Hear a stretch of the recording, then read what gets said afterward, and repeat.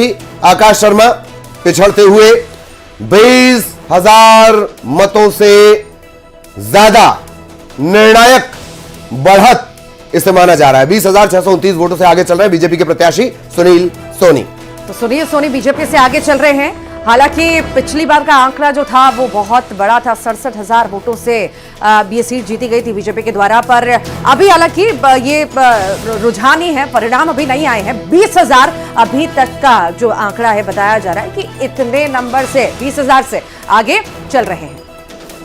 और लगातार मेहमान हमारे साथ बने हुए हैं। अजय धवले साहब बने हुए हैं, रोशनी यादव बनी हुई है, इसके अलावा संजय राणा साहब इस वक्त हमारे साथ जुड़ गए, राजनीतिक विश्लेषक हैं, उनका भी बहुत बहुत स्वागत है।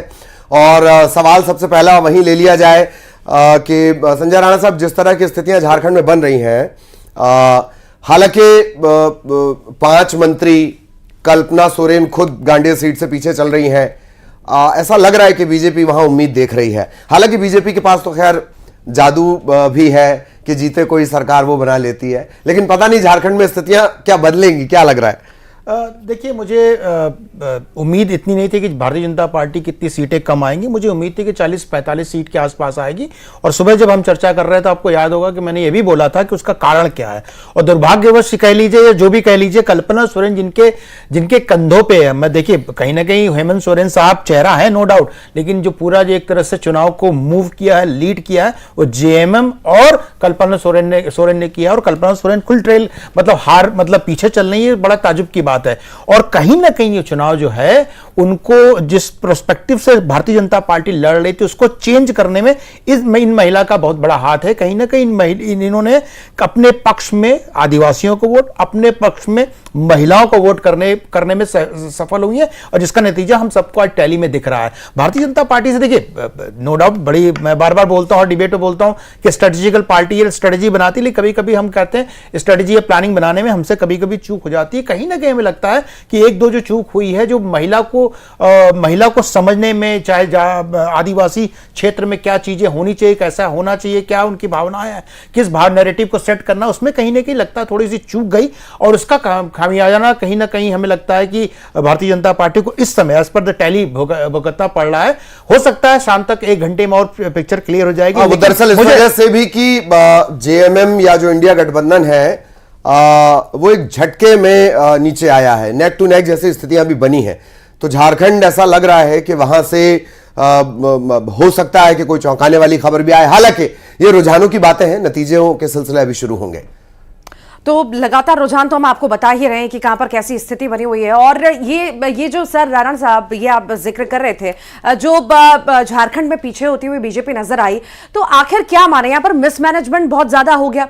मैनेजमेंट जो है महाराष्ट्र में काम कर गया, पर अभी भी वहां पर भले मैनेजमेंट काम कर रहा है, पर तनाव जो चुनाव से पहले था, चुनाव के दौरान था, वो क्या हम परिणाम के बाद भी देखेंगे, ये माने अगर बीजेपी जीतती है तो? देखिए, अगर महाराष्ट्र की चर्चा करें तो महाराष्ट्र में अगर जो टैली दिखा रहा है कि 128-130 के आसपास भारतीय जनता पार्टी है, तो कोई भी टेंशन नहीं। टेंशन तब बनती जब भारतीय जनता पार्टी के टैली 95, 96, 90 अगर होती और कांग्रेस युक्ति जो है, इंडिया अलायंस है, ये 100 के आसपास होती, तो टेंशन बढ़ जाती। कहीं ना कहीं आर्म ट्विस्टिंग तब शिंदे गुट या एनसीपी गुट कर सकता है। लेकिन आज के समय में जो टैली बता रहा है, उस हिसाब से हमें नहीं लगता कि कोई टेंशन है भारतीय जनता पार्टी को, किसी तरह से परेशानी हो सकती है जी।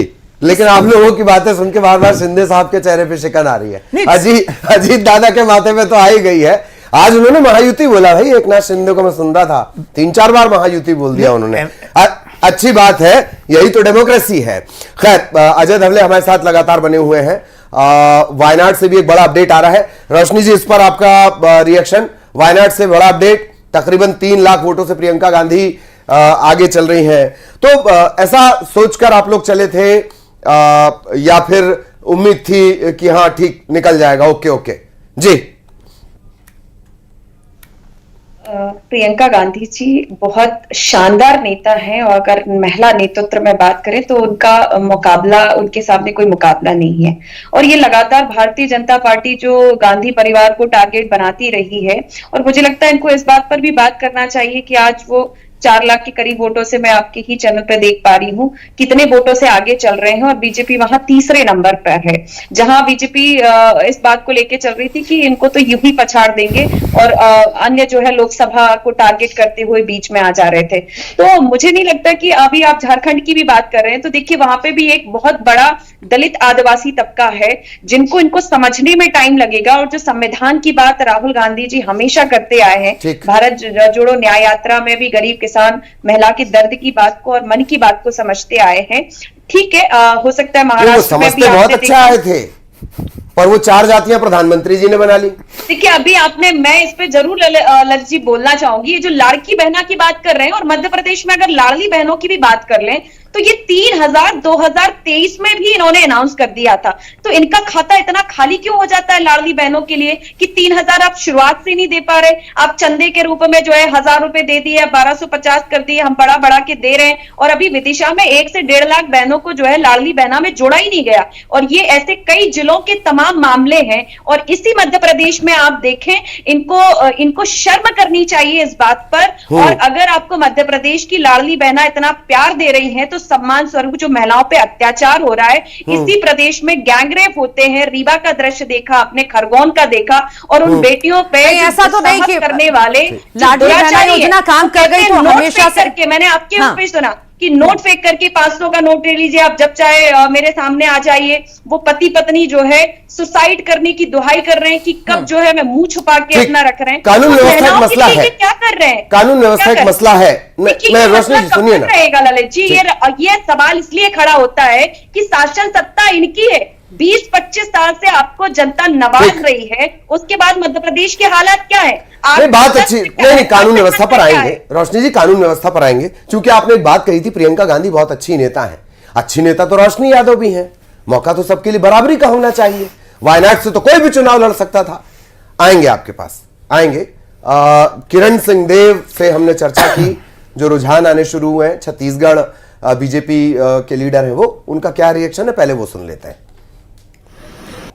छत्तीसगढ़ भाजपा अध्यक्ष किरणदेव सिंह मेरे साथ हैं। सर, रायपुर दक्षिण में उपचुनाव है, अभी तक के जो रुझान आ रहे हैं, जो मतगणना के परिणाम हैं, पूरा तो नहीं हुआ, अभी जारी है, लेकिन उसमें सुनील सोनी साहब बहुत आगे हैं, 11,000 से ज्यादा की लीड है। तो क्या मानते हैं, मतलब जीत पक्की?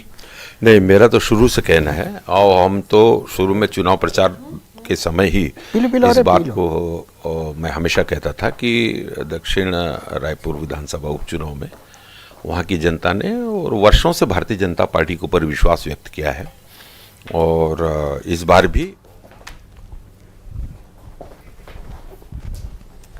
और इसी बीच बड़ी जानकारी इस वक्त आपको दे दें, विजयपुर में बड़ा उलटफेर, रामनिवास रावत फिर से पिछड़ गए हैं। बीजेपी के रामनिवास रावत पिछड़े हैं 1842